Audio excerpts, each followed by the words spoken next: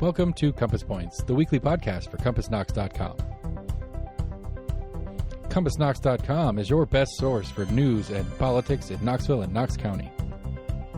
Your hosts today are Scott Barker and Jesse Mayshark, the founders of CompassKnox.com. You can find their daily in-depth coverage and subscribe at CompassKnox.com.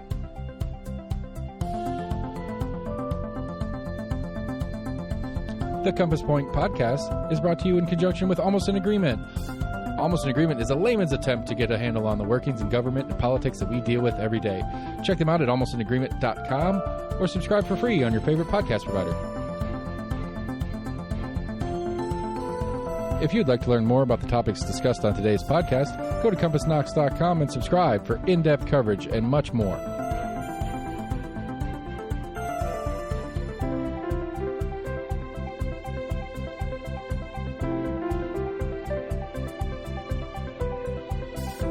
And now, here are your hosts, Scott and Jesse from CompassKnox.com.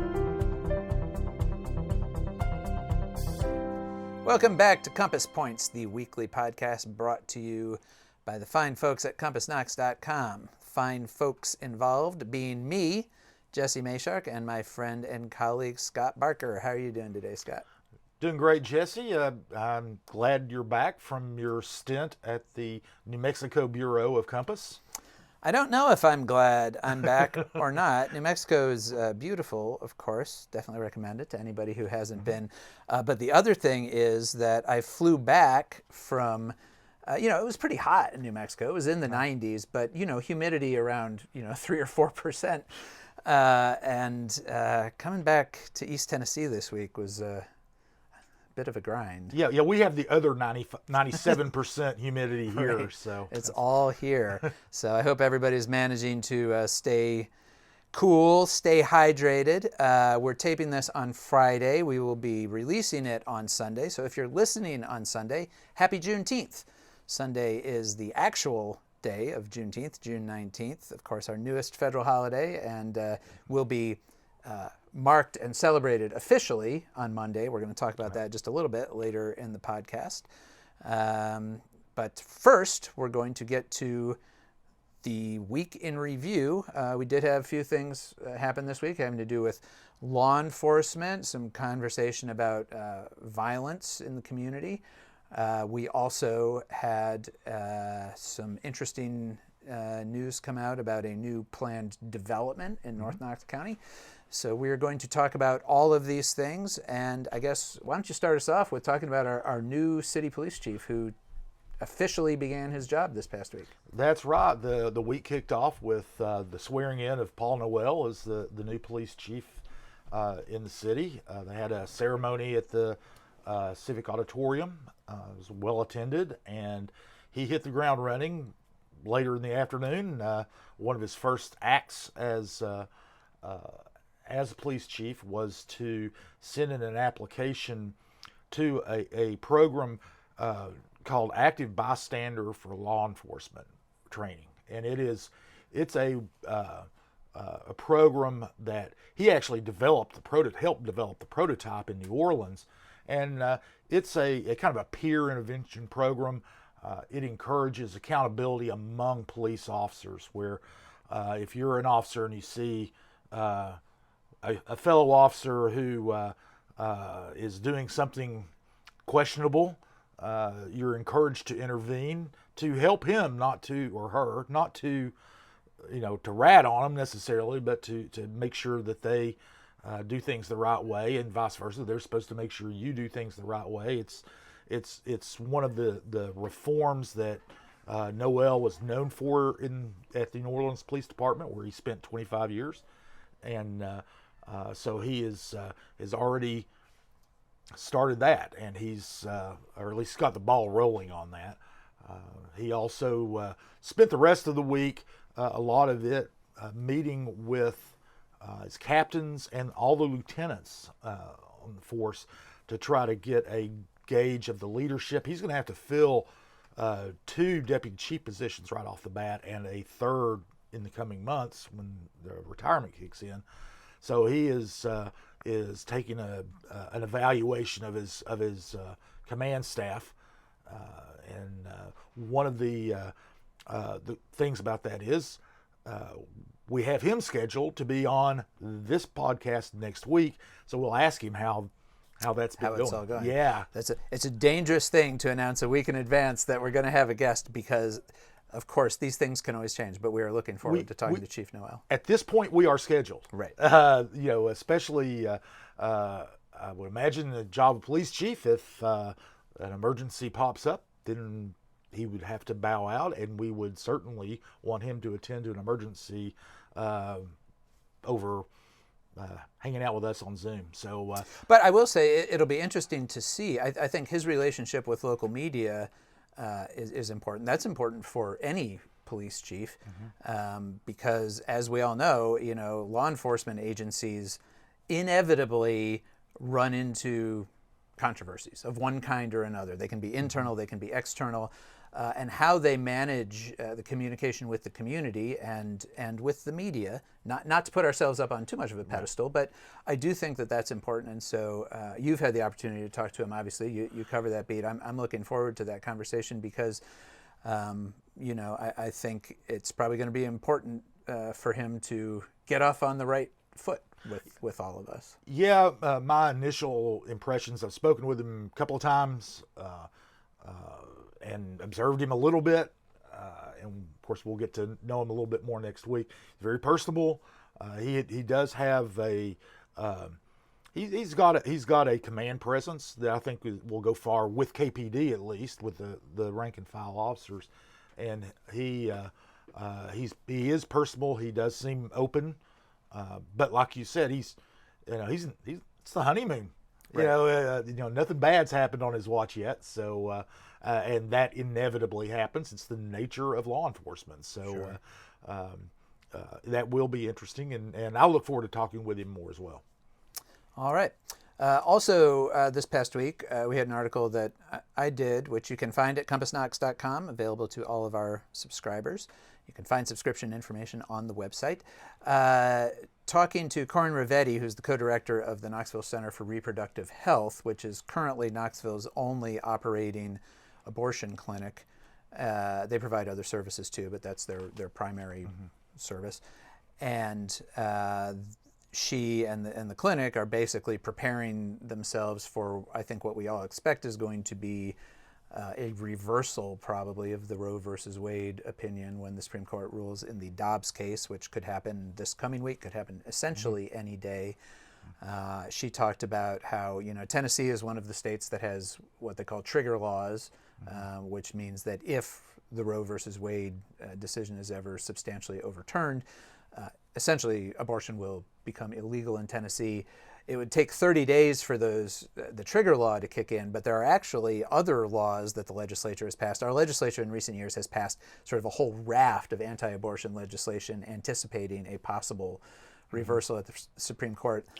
Some of those are currently held in abeyance by federal court injunctions because they so clearly violated the Roe precedent. But it is possible that once the Supreme Court decision comes down, the federal appeals courts hearing those cases will just vacate them, in which case those injunctions would go away and those laws could come into effect basically immediately. We could go in less than 24 hours from abortion being legal in Tennessee to being not just illegal but prosecutable as a felony. And so, I think that for the abortion providers, obviously they're making their own immediate plans for how they're going to have to basically just shut down, cease those operations. I think the bigger conversation that abortion rights advocates are having is about, if abortion is illegal in Tennessee, then how can they help people in Tennessee maybe access legal abortion services in other states? Corin Rivetti said there is networking going on around that. There would probably be some fundraising and so forth. But then there are also likely future fights to come in the state legislature over this. I think that there's been sort of, a fantasy for a while that, if the Supreme Court reverses Roe, it'll just send it back to the states. Everybody will get to decide what they want to do, and we'll kind of go on our way. But that's clearly not what's going to happen. States where it's already illegal, then there will be discussion about, well, how do you try to stop people from going out of state? How, there's a whole range. And also in Tennessee right now, none of the laws that are on the books would penalize the woman, the patient seeking or having the abortion. They're all aimed at the provider, the doctors or nurses or whoever facilitates it.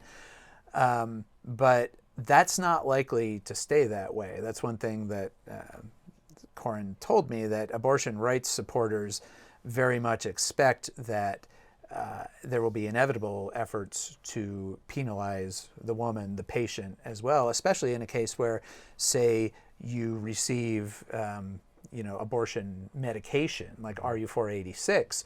Maybe you get it mailed to you and the state has made it illegal to for it to be sent in from out of state. But let's say that you receive it one way or another, and they can't clearly trace where the origin of that was. Who are they going to penalize? It's most likely going to be. So I think that this is going to continue to be an issue, and it's very possible that Roe being reversed will make abortion even more of a volatile issue than it has been for the last 50 years. Yeah, I think you're probably right about that. And the one thing that had popped up this past week was that on the enforcement end, the Democratic candidate for District Attorney General in this year's election, Jackson Fenner, held a press conference in which he said that he would use his prosecutorial discretion if elected, and would refuse to prosecute anyone who performed an abortion. He also would not investigate any miscarriages that people might suspect were actually abortions rather than natural miscarriages. So he also challenged the incumbent, Sharm Allen, to release her enforcement plans. She was this happened on Thursday. She was out of the office. Has not responded to kind of made a asked for a reaction. She wasn't able. She was traveling and wasn't able to respond.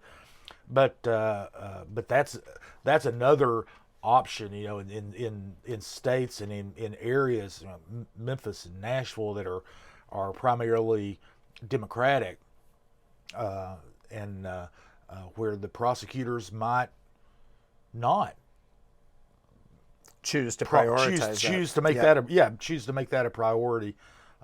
Another thing that you mentioned, going out of state. I mean, it's if abortion providers are already kind of looking at maps and figuring things out. One of the things that I saw last week was that in the state of Illinois, which abortion is legal there and is going to continue to be legal. Right.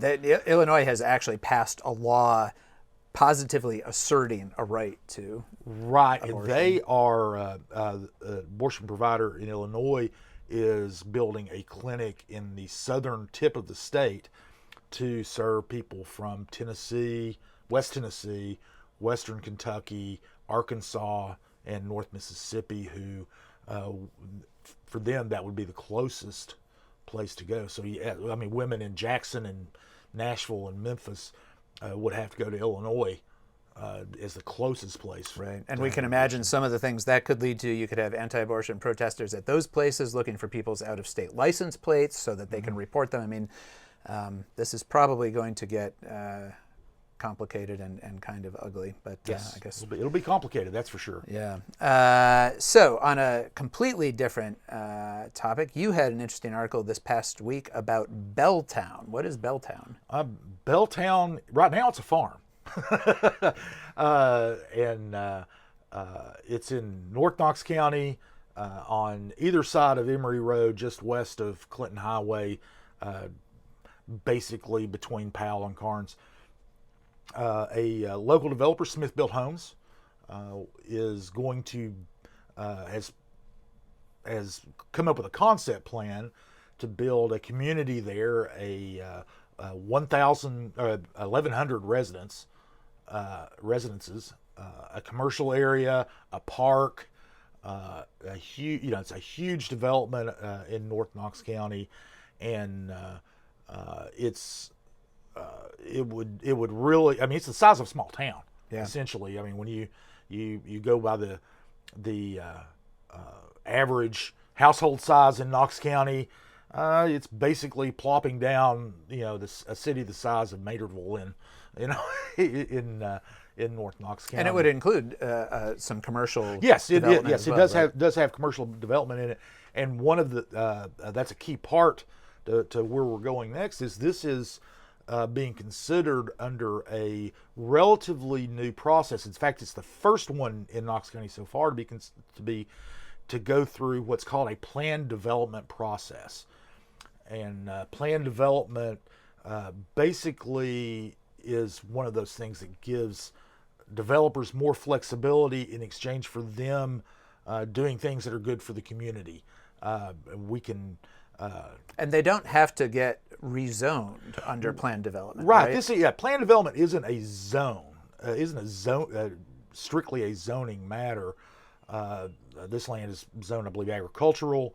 They don't have to get a rezoning.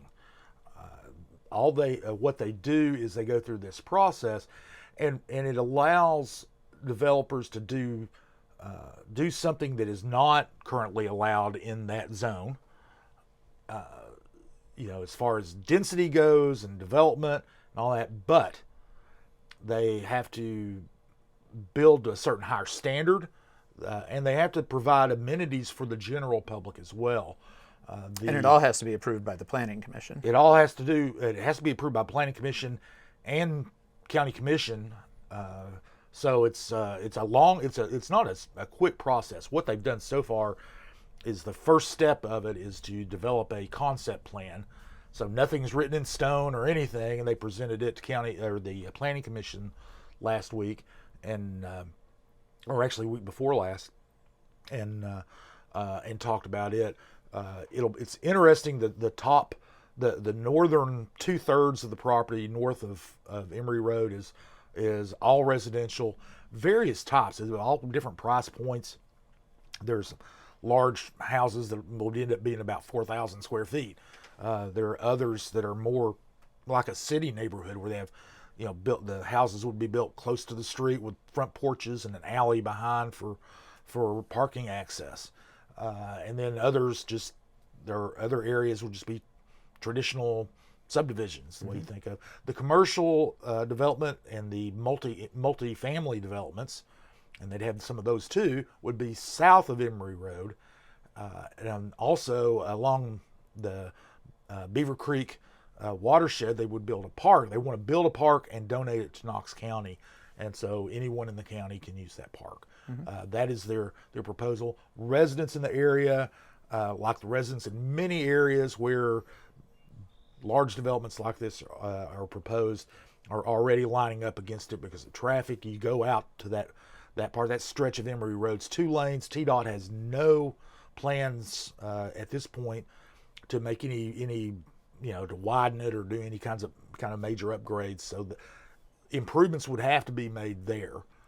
In fact, they were talking about the possibility of putting in traffic lights. Right. So it's but the area residents are very concerned about the amount of traffic that 1,000 or 1,100 new residences would bring to that stretch of Emory Road.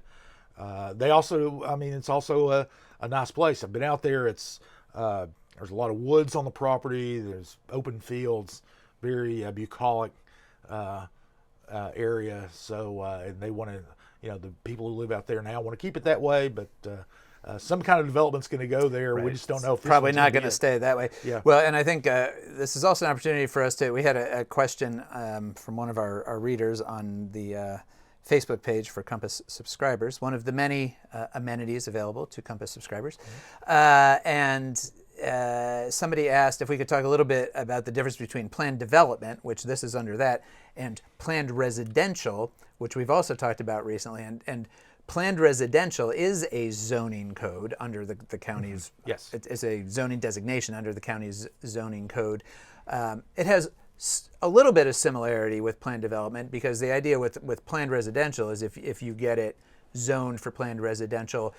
It is also designed to give developers a little bit more flexibility than some of the other residential zones. And it's because of that, it's the most popular zone that somebody building a subdivision tends to ask for. And it gives them a little more flexibility in how they allocate density around the property and some of the other things they have to do. It also is the zone that produces most of the appeals to the Board of Zoning Appeals that we've been talking about recently. But it is a different, there are some similarities with planned development in the sense that planned residential is designed to give a little more flexibility and to encourage creativity from developers. But it is part of the normal zoning code as opposed to planned development, which really isn't. Yeah, what you have to do if you want to build a development under planned residential is go through the zoning process. You have to get the property rezoned and have the sector plan amended, all that stuff. You don't do that under planned development. It'd be nice if they changed one of their names to be so they're not so similar. But planned residential, as you said, does give you more flexibility. It does if it's a large enough parcel, it has to be more than 20 acres. You can have commercial development in there. And I think one of the key things for developers, one of the reasons they like it so much, is twice the density is allowed in planned residential as in the general residential zone. Right. So it's up to 24 units per acre in a planned residential area, and up to 12 units per acre in a regular residential zone. Right, with the caveat that the plan has to be approved by the Planning Commission to make sure that it doesn't that all has to be approved by the Planning Commission. The plan development, which is what Belltown is about, is gives you even more flexibility, and you can have even greater densities in certain parts if you want to, and things like that. And like I said, this is the first time that it's happened in the county. Then the city has a similar process, and the multi-use stadium, for example, is one that is going through that process in the city. But it's new in both jurisdictions, and I'm sure they're going to be growing pains about how it's applied and how it's implemented. And but for now, the next step in Belltown is the developer is going to come up with a preliminary plan that is more detailed. They're going to have a traffic study and do some other things too. But they're going to have to come up with a detailed preliminary plan to present to the county commission or to Planning Commission first, and then if they approve it, it goes to the County Commission. Right. Well, and I'm sure that we'll be writing about all that because there'll probably be a lot of talk about it. So Yes. There is your technical, boring zoning discussion for the week. We'll have more next week, I'm sure. Let's also talk about a contract that City Council had a lot of discussion about this week. Of course, we're coming off of a couple of years of a lot of gun violence in Knoxville. We had back-to-back, I think, annual records of homicides in the city. And it's been a major focus of the Kincannon administration. So what did Council talk about this week? Well, one of the approaches to the surge in violence over the last couple of years has been this notion that it's beyond law enforcement, and that there needs to be a non-law enforcement response as well. The focus has been on what's called violence interruption, which is basically trying to keep people from shooting each other before they pull their weapons.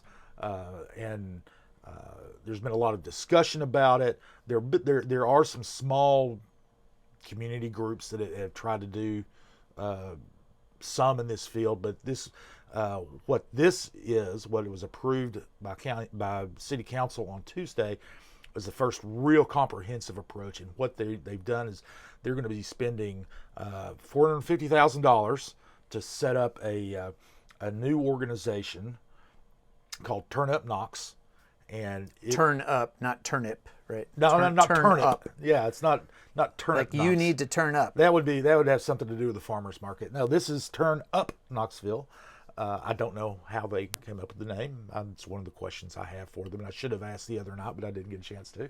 But anyway, this is going to be a group. They're going to have 7 to 10 people who are very knowledgeable, have a lot of credibility in the streets of some of the toughest areas of town we have. They will be able to go out and talk to some of the bad actors out there, the people who are known to deal in drugs, either have a record of violence or could be violent, and try to make sure that that if they hear that there's a dispute over territory or whatever the bone of contention is, that they intervene with those parties and try to keep them from escalating from a war of words to an actual war of guns. And the interesting part of this is a lot of the people who will be the violence interrupters, the essentially caseworkers going out there, or not casework. Caseworker implies that there's a lot of it's a professional certification. Now, these people, their certification comes from the streets. These are people. A lot of these people have lived that life. They have either been involved in or right next to the drug trade or violence itself. So they've got street cred, and so they'll the goal or the hope is that people who might be disposed to engage in violence will respond to them where they might not respond to law enforcement or regular social workers or anybody else that might come in. So that's the plan anyway. And this is basically a pilot, right? It's a 1-year contract, and they're going to come back and look at it? It's a 1-year contract. It is a pilot. They're going to be setting it up and implementing it this first year. So we don't know exactly what it will end up looking like. But the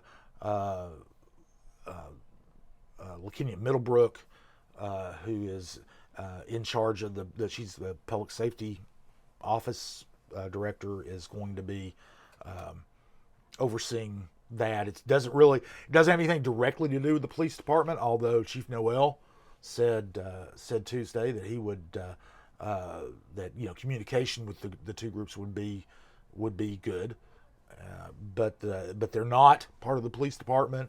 They are part of it. They are a nonprofit, and they're going to be going out and trying to do this for the community. Another thing they're going to be doing is that when there is a shooting, and there will be, when there is a shooting, they are going to deploy to try to prevent retaliation, because that happens so often. Someone will shoot at somebody's house, then that person will go and shoot at the shooter's car, and things like that, and they might not ever actually hit anybody, but there's this running feud, and they're going to try to keep retaliation down in case things do happen. Sure.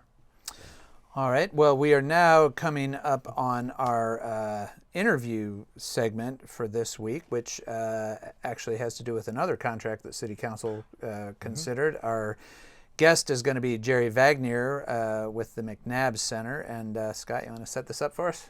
Yeah, the McNabb Center is, they provide mental health services throughout East Tennessee, and they do a variety of them. They are the jack of all trades when it comes to mental health services, and especially working under government contracts and in partnership with various institutions and so forth. Yeah, they do all kinds of work, and they fill all kinds of niches throughout the behavioral health system.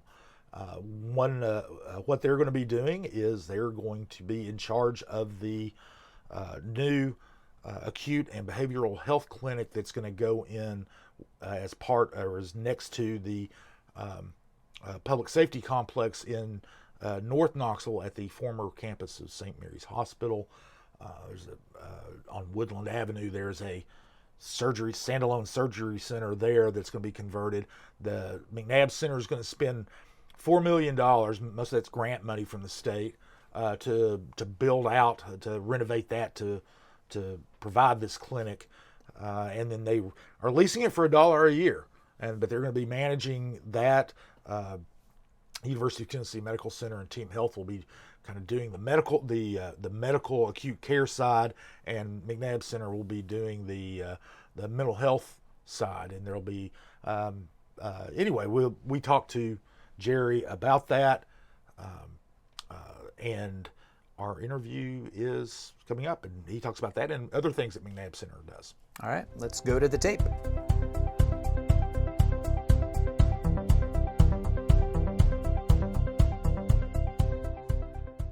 Our guest this week is Jerry Vagnier. He is the executive director, or CEO of the McNabb Center.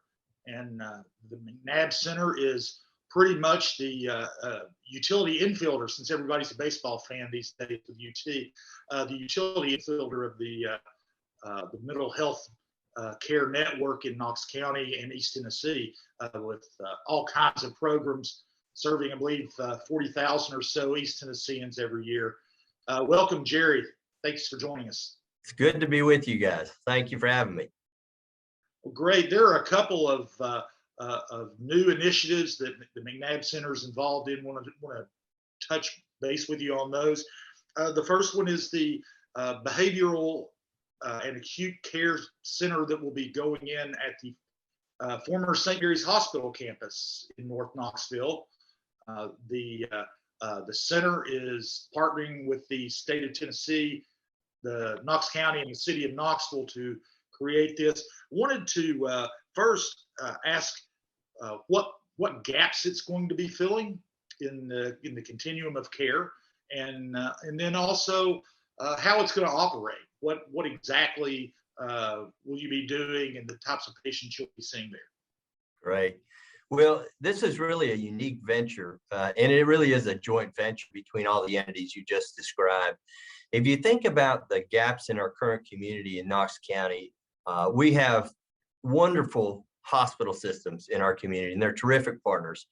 But what they experience on a daily basis are adult patients who enter the emergency rooms because they have a mental health condition. And oftentimes, the hospital is ill-prepared to treat them in the emergency room. Emergency rooms and emergency room doctors are well-versed in fixing trauma, broken bones, cuts, lacerations, all of those things, and acute heart issues. What they're least prepared for is to have specialists who deal with mental health and psychiatric conditions. So that's the gap we're trying to address with this new venture. So we're going to essentially provide an alternative place for mental health patients to go and never hit the doors of the emergency room if they don't have to. And then they'd be seen in a facility that basically is a freestanding facility that'll be open 365 to help people who have those conditions and treat them immediately when they start entering that facility. Great. And how is that working with the hospitals on the acute care side of the ledger? Yeah. So if you think about a facility like this, a family member could bring somebody, they could enter the facility themselves. Law enforcement, if they were worried about somebody in the community, identify somebody who's got a mental health condition, bring them to this facility. We'd evaluate them just like we would evaluate anybody who's in crisis. We would determine whether or not we could treat them in place at that facility. And if indeed they needed a higher level of care, like a psychiatric hospital, we would be the ones who would be responsible for facilitating that transfer and helping them get to the appropriate level of care. Right now, unfortunately, in the emergency departments, what happens is patients tend to get stuck. So they're held there until a hospital bed becomes available. And while they're held, essentially not being treated either. So you could be there for multiple days, which feels very inhumane if you're already in distress, to be held multiple days with no intervention, just waiting on a bed to happen. And how many beds are you going to have in this facility? And this is strictly going to be short-term care we're talking about, right? This isn't a place that people are going to be at for like a month or anything. That's correct. This is a short-term care facility, as you've described. We think people will be there as little as a few hours because they didn't know where else to go to get help. We assess that and connect them to a community resource, or they could be there several days. We could envision people being there several days and getting treatment, and then maybe never having to go to a psychiatric hospital. And if they still need it, then we would affect that transfer several days later, or to do some intermediate work where we transfer them to a crisis stabilization unit, which has a 3-day length of stay. So I think the message that we're trying to convey is a whole lot of treatment can happen in a short period of time with pretty immediate impact. And if higher levels of care need to be used, we're going to affect that transfer. So it's sort of a one-stop shop. And I think one of the complaints, if you will, in our community is a lot of times people don't know where to start. Where do I go for help? Where do I start? There's no centralized place. I think this facility could become that centralized place for the community. And how many beds is it likely to be? We think, based on the initial data run that we have had, probably going to be about 16 beds, if you will, for that, and then there'll be a turnover. So some of those beds will be expanded for longer term stays, but the 16 are essentially people who need to be seen that day in that capacity. Jerry, another initiative that you guys have launched recently is a partnership with Children's Hospital of East Tennessee. Talk about that partnership. Again, the gap that is designed to fill, and how that service is going to be operated. Yeah, so we call this the Children's Crisis Stabilization Unit, and it is a model that has been in place in other parts of our country. There are none in the state of Tennessee until we created this one here in Knoxville. So the partnership with Children's Hospital was essentially very similar to what we've just described doing for adults. We had lots of children being brought to the emergency room at Children's Hospital because their kids were either having behavioral issues or mental health conditions. And they kind of get stuck there in the emergency room because they don't have a lot of capacity in our area for kids to get a hospital bed or a residential bed. So we've created on the 4th floor of that hospital a pediatric crisis unit where we can take kids as young as 5, as old as 16. And they're not all on the same unit, if you will. There's an older wing and a younger wing, so it's age appropriate. And they immediately begin to talk to counselors, see psychiatrists who make rounds daily, and work with the family, because all of these children can get better and then they need to go home, and that family work needs to be a critical component of that process as well. So we're really grateful for East Tennessee Children's Hospital for hosting our service within the walls of their hospital. And there's been a lot of talk during the pandemic about kind of an increase in mental health issues among young people, as kids weren't able to go to school or participate in some of the various kinds of social activities that they normally would. Is this partly a response to that, or did that just make visible sort of a need that was already there?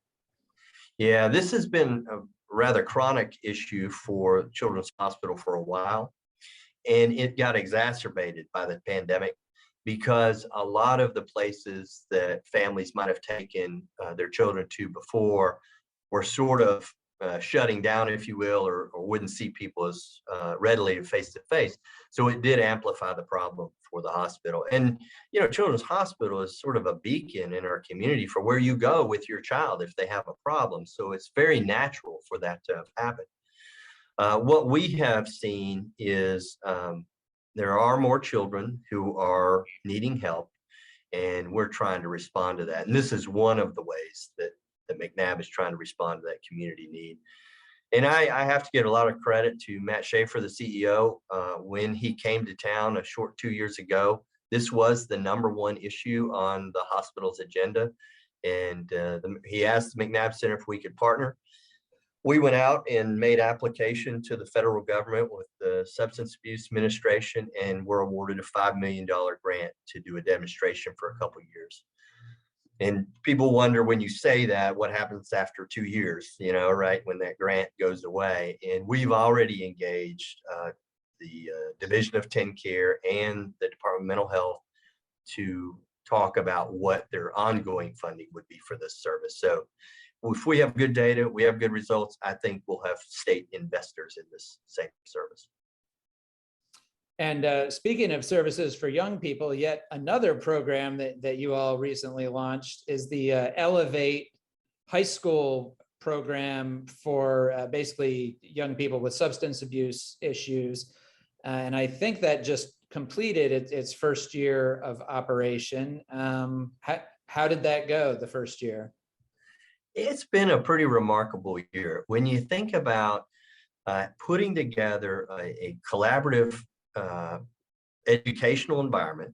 So Knox County Schools has come together with the McNabb Center to create this campus, if you will, for kids who have had a substance use disorder issue.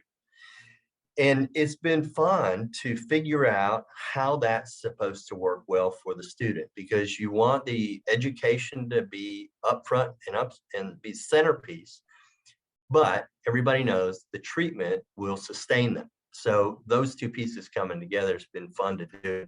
Knox County Schools have been a great partner in this. They brought it to us as a need, and we kind of developed this together jointly with them. So after the first year, I think we've demonstrated that kids, one, get better, two, that their academics can be pursued in this environment, and that we've taken a bit of the stigma away. The students and the families have to agree to be on this program and on this campus. And I think a lot of people are watching to see how it would really go. I think the testimony is when the student says, I feel safest here as opposed to my community high school where I might have been, they've recognized in their own life that their chance for remaining clean and sober is much better in this environment than in their community school. I think that's pretty impressive when a high schooler makes that kind of statement. So that'll continue next year, I assume? It will. It will. Okay, Jerry, one other topic I wanted to touch on, and that's the services that you guys provide in conjunction with law enforcement. One is the Behavioral Health Urgent Care Clinic or Center. And then the other is the co-responder program with the Knoxville Police Department. How are those going, and how big of an impact are they making in the community?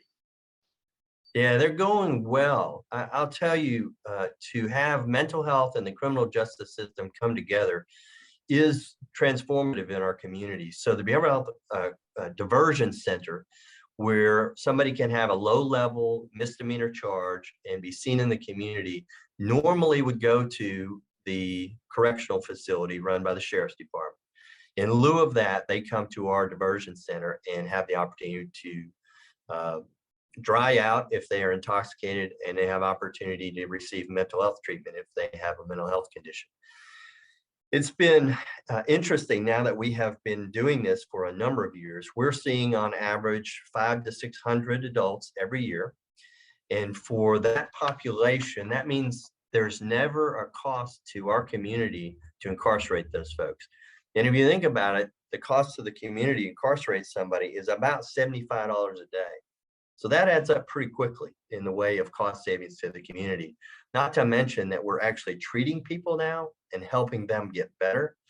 I think it's also interesting to note that it's held constant over several years. About half of the people who are brought to this facility are homeless.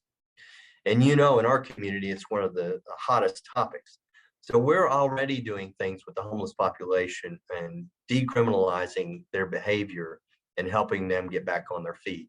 One of our goals is to try to get people a job and try to get people housing after they've been in our facility. And that's been pretty fun to watch. About 68% of the people that we see who were homeless within 90 days have a stable place to live. That's pretty impressive in a housing market that the housing stock's hard to come by. And about 37 to 40% of those people are employed who previously had no job. So I think that's pretty good testimony for what that service is doing in the way of diversion. With regard to the co-responder work that we're doing, we have in this last year fielded almost 1,100 calls, and I think that number would surprise a lot of people in our community. That's a lot of opportunities to meet people in the community who also would normally have been picked up by the police. We're seeing a 99% diversion rate, meaning 99% of people that we see in the field never have an arrest charge. In lieu of that, they're getting directed resources, they're having a direct intervention in the community, or they're getting help and they're getting connected to help in the community. So that's kind of fun to think about, that our city has piloted that level of intervention and is seeing those kind of results early on. All right. Well, we could probably talk to you all day because McNabb's involved in so many things. And so we'll probably have to get you back here sometime to talk about some of the other things. But thanks a lot for all of that. We really appreciate it. Well, it's great to be with you guys and appreciate what you're doing to share these stories. They're very, very important to our community.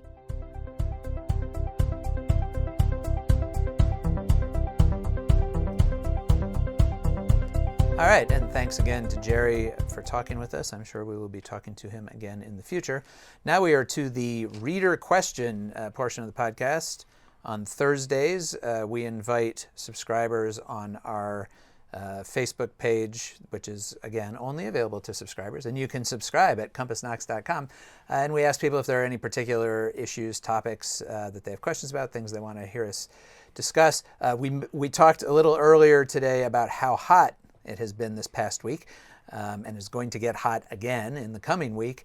And we got a couple of questions about our local utility grid. And of course, we saw what happened in Texas last year, for example, when they had sort of a cascading shutdown of their electric grid during some of the hottest time of the year. I don't think anybody wants to see that happen here. So Scott, you tend to cover our utilities, Tennessee Valley Authority and the Knoxville Utilities Board and others. How are they coping with all this? Well, we don't have to go as far as Texas. Just last week, Lenore City Utilities Board, which also provides service in West Knox County, had 24,000 customers without power overnight, and so that was recent. As you mentioned, it's hot.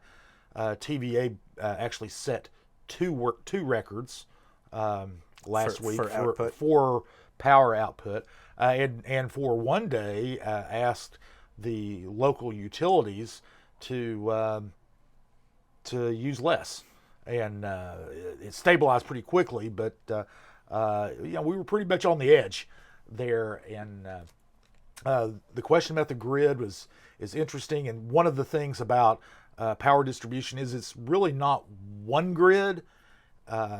It's a bunch of interconnected but independent grids.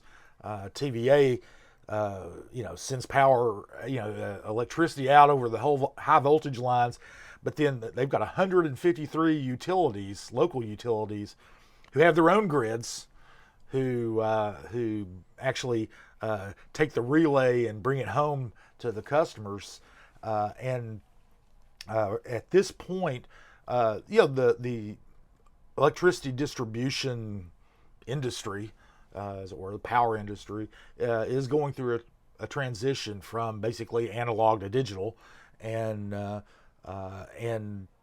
so there are still a lot of outages in areas that haven't seen upgrades, and in the short term that doesn't help. In the short term, when things like this happen, one of the things that KUB asked its customers to do when TVA told them you need to cut back on your energy usage was things like, turn the thermostat up to 75 to 78 degrees, use fans, Don't use appliances during peak hours. Use them in the evening or early in the morning, things like that. And those are small steps you can take to reduce your energy consumption personally, which saves you money and also helps with the lower the demand in these peak times, and helps everybody out. So that's what they ask you to do now. However, long term, utilities are looking to technology to make these things a thing of the past. They're doing all kinds of upgrades. KUB has been putting in smart meters at people's houses, and they're putting in the fiber network throughout their electricity footprint, which is also allowing them to provide internet service. It is. I mean, that everybody has talked about it, and we're as guilty as anybody else. Talked about the broadband access that will bring, but that's not why it was actually planned and to be installed. I mean, it was already planned before broadband came up as a real possibility, and one of the things is that these technological advances allow sensors to be put in throughout the system. They can automate a lot of things, and some switches and various pieces of equipment are actually self-correcting, where in a current system it would just break and they got to be send replaced. a guy out to Got to fix send it. a guy out to fix it. Now they can just or a automatically woman. does it. Sorry, didn't mean to be sexist there.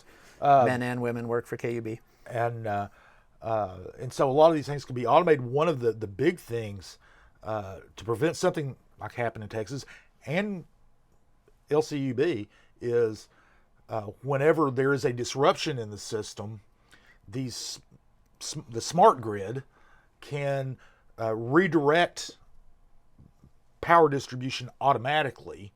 They don't have to send a lot of people out. They can do this automatically, and it happens virtually instantaneously, which prevents problems at one substation, for example, to spread to others. In fact, the LCUB is doing the same thing that KUB is. They're putting in fiber optic cable.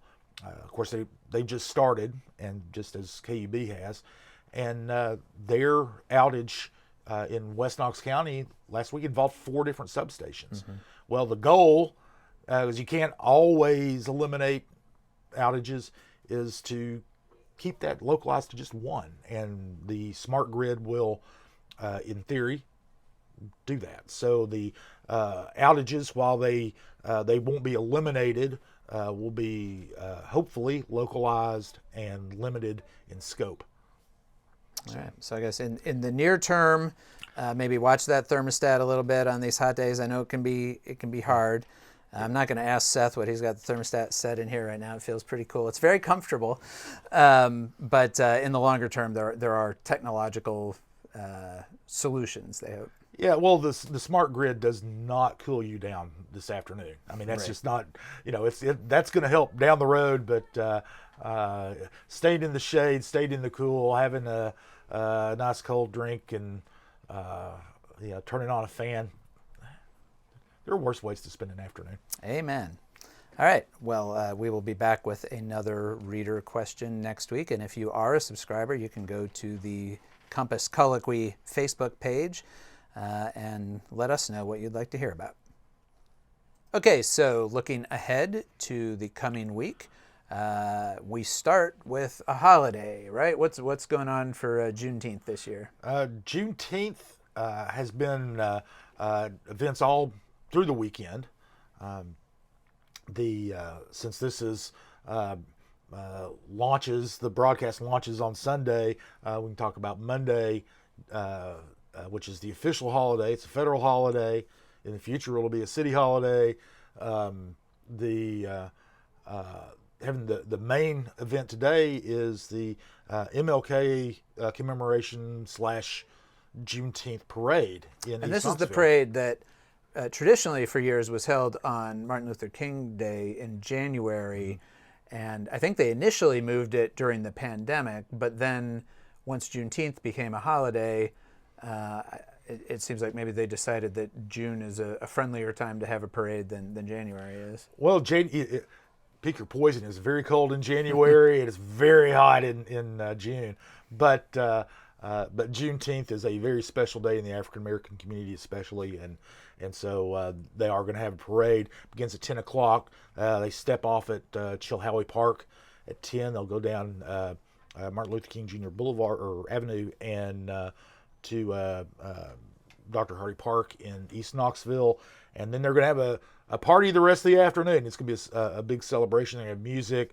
Reverend Harold Middlebrook, who is as many of you know, was an associate of Dr. King's and as a civil rights icon of his own. He's a pastor here in Knoxville. He will be speaking. So it's going to be a big celebration, and I know that public officials will be involved. I know Mayor Cannon's going to be there. A lot of people. It should be a big event. Mm-hmm. And because it's a holiday, basically all government offices are going to be closed on Monday. And I think city trash and recycling pickup will still run. So if you're a city resident and you get Monday pickup, go ahead and put out your cans. But everything else is shut down. Well, now city offices are still going to be open. And the federal offices will be closed. Okay. It is a federal holiday. The city is basically making it a holiday next year. Okay. But county offices are closed on Monday because the county has already adopted it as a holiday on their calendar. Yeah, I think that the city essentially did, but put it off a year. Gotcha. Budget-wise, I think is the main reason. Well, one of the things that's not happening Monday because of that is the County Commission work session, which would typically happen the third Monday of the month, but is instead moving to Tuesday because of Juneteenth. Not a super dramatic or exciting looking agenda. This has been true of County Commission in recent months. They've, after all the turmoil of the pandemic years, they're kind of returning to their maybe less exciting norm. There are a couple of interesting things. They're going to revisit the pilot agreement that was given for the redevelopment of the Andrew Johnson building because there's been some changes in that plan. And they are again going to talk about possibly reconfiguring the county's Merit System Council, which provides employment protection for sheriff's office employees and has been the topic of seemingly endless ongoing infighting among various factions, and County Commission has been trying for more than a year now to figure out a way to reconfigure that system in a way that will make everybody happy. We'll see if this is the month to do that. And then later in the week, the University of Tennessee Board of Trustees is having a big meeting. Yeah, they're having their annual summer meetings. It's the big get-together of the Board of Trustees. They have various committees, plus the entire board will be meeting over 2 days, Thursday and Friday. One of the things they do is they'll be approving the budget. It's a roughly $3 billion budget, give or take a couple $100 million. Those are huge numbers, but about a $3 billion budget. Half of that is University of Tennessee Knoxville, so they'll be approving that. They also and one of the things about that budget is they're doing that without a tuition increase, which is I'm sure a big relief to all those students out there. So and their families. The other big item that's going to come up is President Randy Boyd's annual job performance evaluation, and so they're going to go through that. It's they've already basically issued the text of it, and it's fairly glowing. And this Board of Trustees really likes President Randy Boyd. Well, they picked him, so that's he's their guy. So say they have a vested interest in wanting him to succeed. But they cited several things that are arguably supportive of that. One is enrollment has continued to increase, which is kind of bucking the national trend. The university added a campus in Pulaski, Tennessee, newest campus, first new campus since the early 1970s when the University of Chattanooga became part of the system, and and then one of the big things that they like about Boyd is he's got a good relationship with state government, with people in the legislature, people in the administration. He's got a really good relationship there, and that they credit for UT getting having basically a bonanza year in state appropriations. The Oak Ridge Institute, which was supposed to be funded over 7 years, I believe, they're getting all their, and that's a joint initiative with Oak Ridge National Laboratory. They're getting all of like $72 million in state funding. Up front, instead of being spread over 7 years. So, and then there are other. So it's probably going to be kind of a love fest. That part of it at least will be a love fest. There may be some fisticuffs break out over some other issue, but probably not that one. All right, and the other thing to watch for all of our subscribers is our ongoing election coverage ahead of the August 4th county general and state and federal primary elections. There are a lot of races on the ballot. We are covering only the contested ones because there's a lot of races that only have one candidate in them. And there's only two of us, and we can't get to every single thing on the ballot. However, we will have coverage. We just had a story last week about the race for circuit court clerk. Sorry, I had to think about which one I've actually written because I've done about 12 interviews.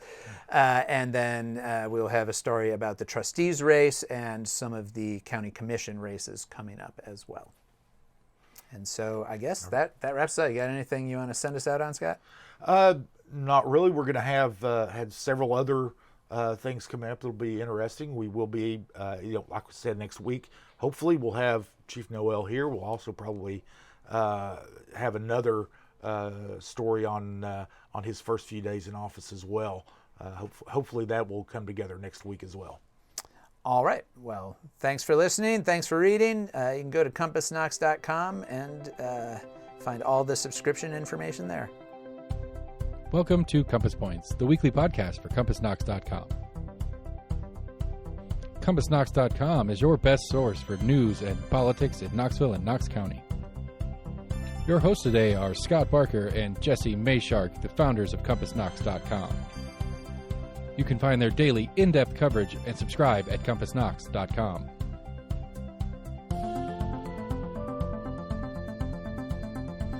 The Compass Point podcast is brought to you in conjunction with Almost an Agreement. Almost an Agreement is a layman's attempt to get a handle on the workings in government and politics that we deal with every day. Check them out at almostanagreement.com or subscribe for free on your favorite podcast provider. If you'd like to learn more about the topics discussed on today's podcast, go to CompassKnox.com and subscribe for in-depth coverage and much more. And many thanks to William Wright for composing our theme song.